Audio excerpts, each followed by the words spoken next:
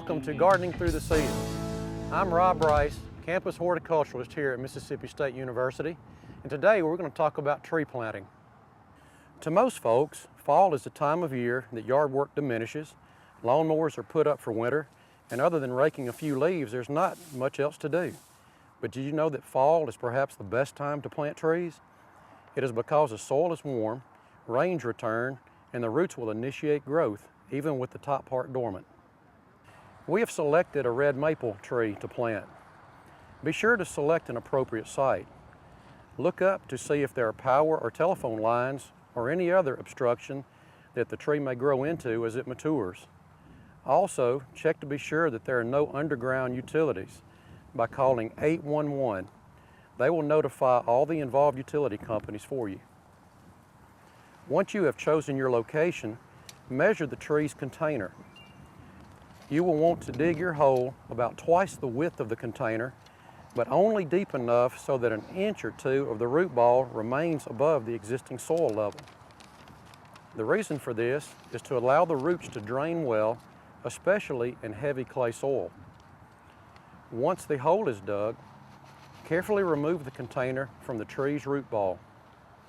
Check for roots that may be growing in a circle around the ball, and you can either cut or pull them loose to make the roots grow outwards into the backfill soil. Place the tree into the hole, checking again for proper depth. Remember, 1 to 2 inches of the root ball should be above the existing soil level. Rotate the tree so that it faces the way you want, just like you would a Christmas tree, so that the full, nice side is facing where it is going to be viewed the most. Then be sure the tree is straight, and you can place a little of the backfill soil around the root ball, tamping it lightly to hold it upright. Step back from your tree and look one more time to be sure you like the way it faces and that it's straight. Mix a little soil amendment, such as compost or pine bark fines, with the excavated soil and backfill the hole. As you are finishing this, make a bowl or ring around the outside to help retain water when you water it. Now it's time to water the tree. You may mix a little liquid root stimulator or fish emulsion with the water if you like to help stimulate root growth and get your tree off to a good start next spring. Water even if the soil is damp, because this will also help settle the soil in around the root ball and remove pockets of air.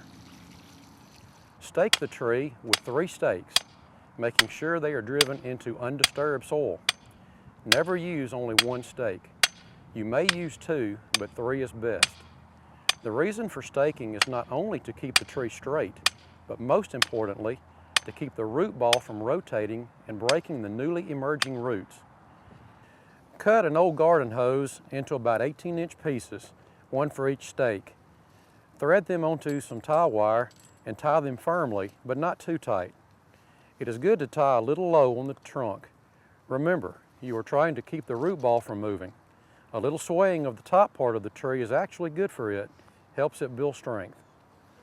Mulch with 2 to 3 inches of mulch, being sure to keep it from touching the bark, and you are done.